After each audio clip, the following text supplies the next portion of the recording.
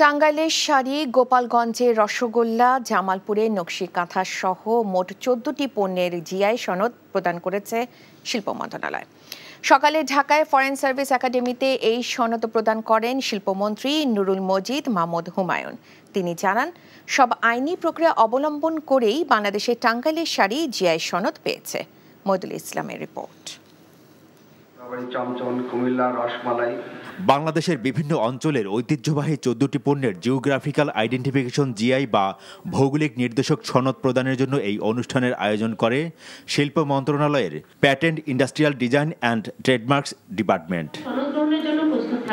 অনুষ্ঠানে বাংলাদেশের যেসব পণ্য জিআই সনদ পেয়েছে তা হল ঐতিহ্যবাহী টাঙ্গাইলের শাড়ি, গোপালগঞ্জের রসগোল্লা, নরসিংদীর অমৃত সাগর কলা, টাঙ্গাইলের পোড়াবাড়ি চমচম, কুমিল্লার রসমালাই, কুষ্টিয়ার তিলের খাজা, বাংলাদেশের ব্ল্যাক বেঙ্গল ছাগল, রংপুরের হাড়িভাঙা আম, মৌলভীবাজারের আগর ও আগরের তৈরি আতর, মুক্তাগাছার মন্ডা, যশোরের খেজুরের গুড়, রাজশাহীর মিষ্টি পান এবং জামালপুরের নকশি কাঁথা। বিকাশে কম খরচে ক্যাশ আউটের লিমিট বেড়ে ৫০,০০০, প্রিয় এজেন্টও ২টা।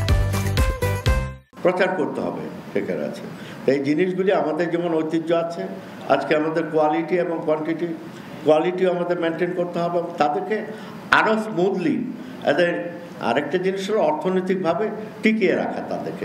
সম্প্রতি বাংলাদেশের টাঙ্গাইলের শাড়ি ভারতের পশ্চিমবঙ্গের ঐতিহ্য উল্লেখ করে জিআই পণ্যের স্বীকৃতি দেয় ওই দেশের সংশ্লিষ্ট ডিপার্টমেন্ট। শুরু হয় দুদেশের মধ্যে বিতর্ক এবং আলোচনা। এরপর সব আইনি প্রক্রিয়া অবলম্বন করে টাঙ্গাইলের শাড়ি জিআই সনদ পেয়েছে বলে জানান শিল্পমন্ত্রী।